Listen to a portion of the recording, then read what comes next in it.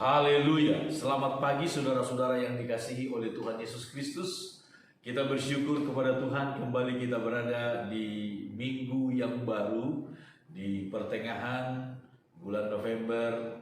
Puji Tuhan, Tuhan baik, selalu menunjukkan rahmat-Nya kepada kita. Mari sama-sama kita melihat firman Tuhan. Di dalam kitab Kejadian pasal 6, saudara-saudara, kita akan melihat satu tokoh Alkitab, yaitu Nuh. Kejadian pasal 6 ayat 1, kita melihat firman Tuhan.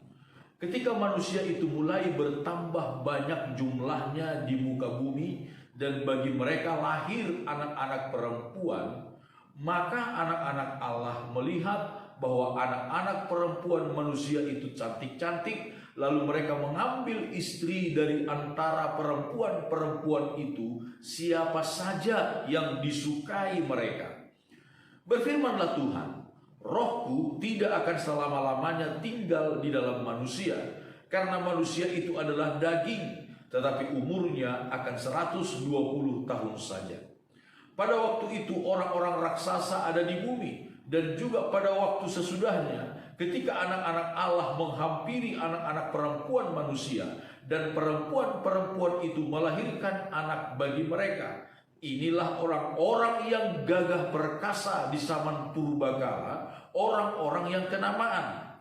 Ketika dilihat Tuhan bahwa kejahatan manusia besar di bumi, dan bahwa segala kecenderungan hatinya selalu membuahkan kejahatan semata-mata, maka menyesallah Tuhan bahwa Ia telah menjadikan manusia di bumi, dan hal itu memilukan hatinya. Berfirmanlah Tuhan, Aku akan menghapuskan manusia yang telah Kuciptakan itu dari muka bumi, baik manusia maupun hewan dan binatang-binatang melata dan burung-burung di udara, sebab Aku menyesal bahwa Aku telah menjadikan mereka. Tetapi Nuh mendapat kasih karunia di mata Tuhan. Saudara-saudara, dalam beberapa hari ini kita akan merenungkan tentang kehidupan Nuh, dan mari kita coba, saudara-saudara, melihat mengaplikasikan kehidupan Nuh di dalam kehidupan kita, saudara-saudara. Di dalam kitab Kejadian ini, pasal yang ke-6 ini, kita melihat bagaimana hidup manusia, kehidupan manusia, sifat karakter manusia yang terjadi pada zaman Nabi Nuh. Dan salah satu tokoh yang disebut-sebut oleh Yesus di dalam kitab Injil, baik dalam kitab Injil Matius maupun Injil Lukas, tentang keadaan manusia pada akhir zaman, maka adalah disebutkan salah satunya tentang Nabi Nuh, seperti yang terjadi pada zaman Nabi Nuh. Saudara-saudara, mari kita lihat sebenarnya Nuh itu apa sih arti daripada Nabi Nuh? Nama daripada Nuh itu, kalau kita melihat di dalam kitab Kejadian pasal yang ke-5, pasal yang sebelumnya, disebutkan ayat yang ke-26. Ayat 26, Kejadian 5 ayat 26, ayat 26, dan Metusalah masih hidup 782 tahun setelah ia memperanakan Lamek, dan ia memperanakan anak-anak lelaki dan perempuan. Jadi Metusalah mencapai umur 169 tahun lalu ia mati. Setelah Lamek hidup 182 tahun, ia memperanakan seorang anak laki-laki dan memberi nama Nuh kepadanya. Katanya, anak ini akan memberi kepada kita penghiburan dalam pekerjaan kita yang penuh susah payah di tanah yang telah terkutuk oleh Tuhan. Saudara-saudara, kata Nuh itu sendiri rupanya memiliki makna anak penghiburan. Anak penghiburan. Orang tuanya Lamek memiliki satu keyakinan, satu kerinduan yang besar ketika Nuh lahir.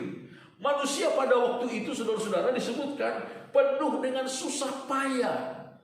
Penuh dengan susah payah di tanah yang telah terkutuk oleh Tuhan. Penuh dengan banyak masalah, saudara.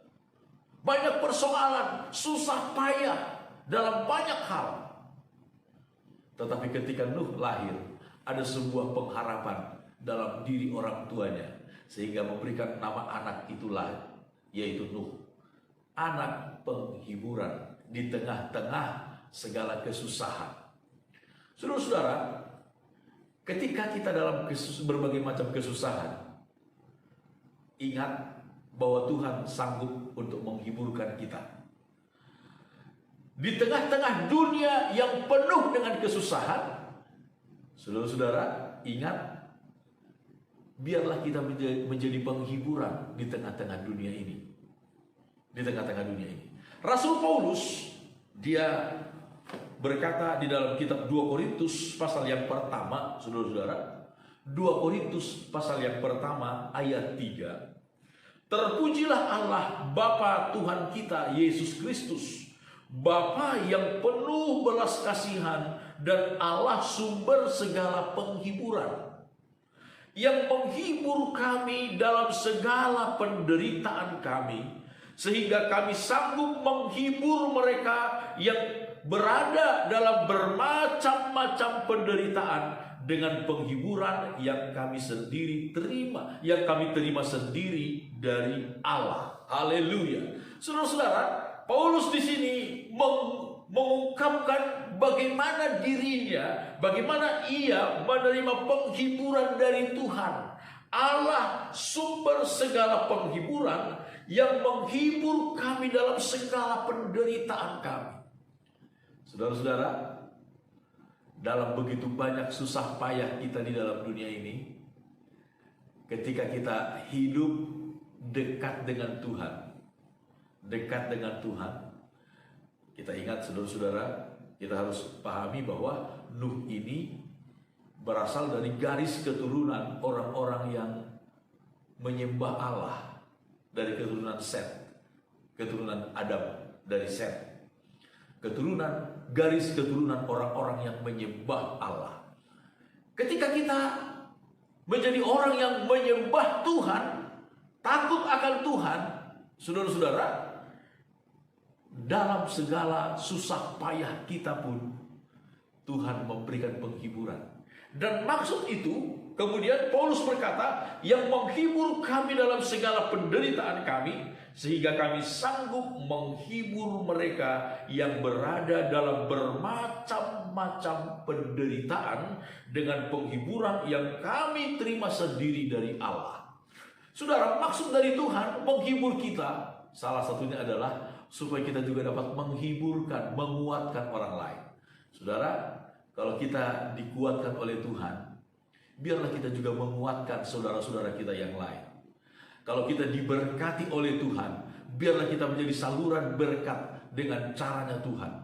Kalau kita telah diselamatkan oleh Tuhan, biarlah kita juga memberitakan keselamatan itu, menyelamatkan orang lain di dalam anugerah Tuhan. Nuh artinya adalah anak penghiburan. Selalu ada penghiburan di tengah-tengah kesukaran yang kita hadapi. Amin. Tuhan memberkati kita semuanya.